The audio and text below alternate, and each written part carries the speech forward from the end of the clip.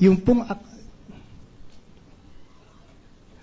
pong numerong 123807, ayan din po nga ang lumalabas dito sa tax declaration para sa building. Opo. Kaya itong sandali lang para maklaro dahil yung account number ng real estate tax para sa bahay ay kapareho ng account number doon para doon sa lupa, hindi ba? Yun ang ibig mo sabihin? Natinig ba niyo yung tanong? Opo. Tanong sa inyo. Hindi ba, Mr. Counsel? magkaiba po yun. Magkaiba. Ang sa lupa po ay account number 55816. Ngayon, yun ang kinatatayon ng bahay ni Mr. Vicente. Hindi po, dalawa yun eh. 55815 and 5816. Yun, Yun ang Mr. land. Vicente, linawin ko lang. Okay. Yung bahay mo, dalawang lote. Dalawang lote. Opo. Okay. Ngayon, ano ang account number nung mga lote na kung saan ay nakatirik yung bahay mo? Ano raw ang numero ng lote na pinatitirikan ng bahay niya? Account. Ako, teka, hanapin ko.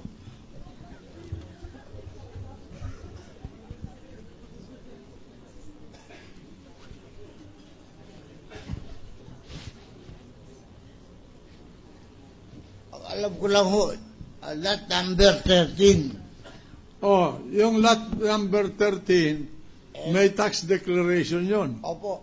Anong tax declaration nun? Tax declaration 13.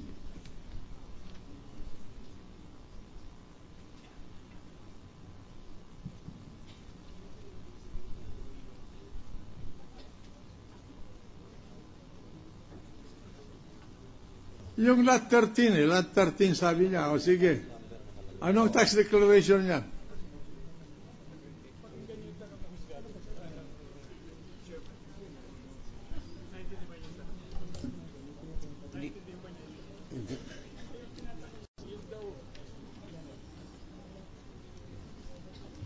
Lote 13, na lupa. Doon nakatiri, doon mo itinayo yung bahay mo. Yung kalahati o doon. Tapos yung iba, Hindi. Anong lote mo anong lote mo ang Saan nakatirik yung bahay saan, ninyo? saan nakatayo yung bahay mo? Anong lote? Dalawang lote. lot 13 and lot 13B. Oh, lot 13B at lot 13. 13A1. Sandali lang. Lot Ulitin po ninyo. Lot 13A1 and lot 13B. ang pinagtayuan mo ng bahay mo. Opo. Ngayon, ano ang tax declaration noong lot 13A1 ba at 13B? Opo, natinig ko pero di ko Okay, alam. sabi mo, anong tax declaration number?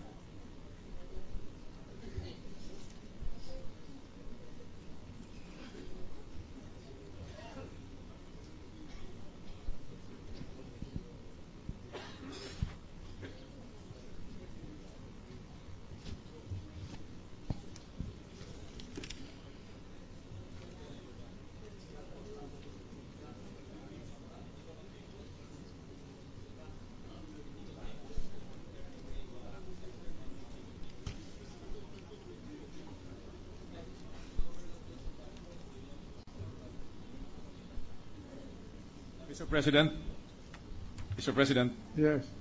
Senator Judge Ralph Recto would like to intervene to clarify. I just want to finish this. I will recognize Senator Recto. Thank you, Mr. President. Please submit.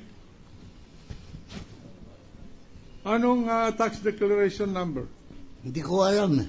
Hindi ko makita rito. Anong tax declaration number noong bahay mo?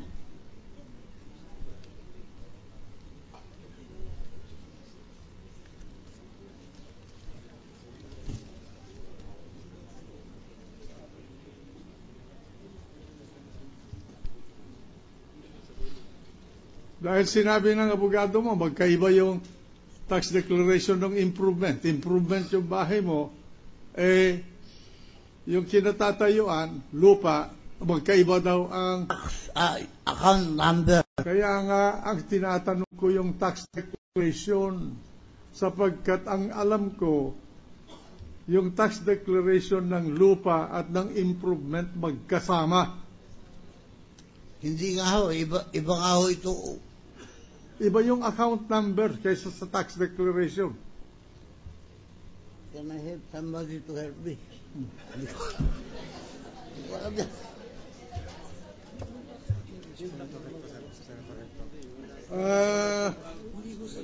Yeah. Well, all right. I will recognize the gentleman from Batangas to help the witness. Thank you, Mr. President. Asawa ko bilang governor sa lalawigan ng Batangas. Sa pagkaintindi ko, dalawa ang lote pinag-uusapan niya at may isang improvement na bahay. Oh. Posible po na dalawa o tatlo yung tax declaration niyan. Ang isa doon sa isang lote. Yung isa naman doon sa pangalawang lote. Opo. At posible may isa pa yan para sa bahay. Opo. So posible tatlo ang tax declaration ho ninyo. Kaya nga tatanungin ko. Tama ba yun na sa dami ng mga dokumentong pinamarkahan ninyo kanina, ang binabayaran ninyo, may tax declaration kayo para sa dalawang lote? Opo. At meron din kayo binabayaran na isa pang Diindihan ng husgado. Ano yung mga tax declaration for the house? Hindi ko nga ho alam kung saan yung dito eh. Ito ka na, dito na ho ng resibo. Wala ho akong declaration number na alam eh. Pwede ako bang lapitan patignan ko yung resibo? Opo.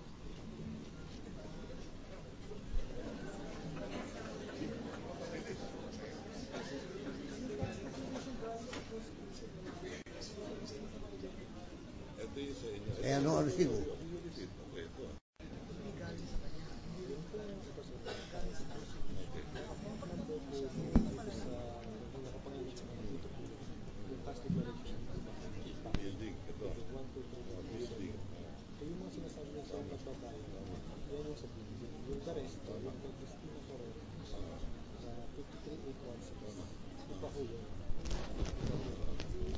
Your Honor, please, I was about to propose, if it will not be asking too much, that the witness be given up to tomorrow so that he can examine his... This is a 20-year-old transaction, Your Honor.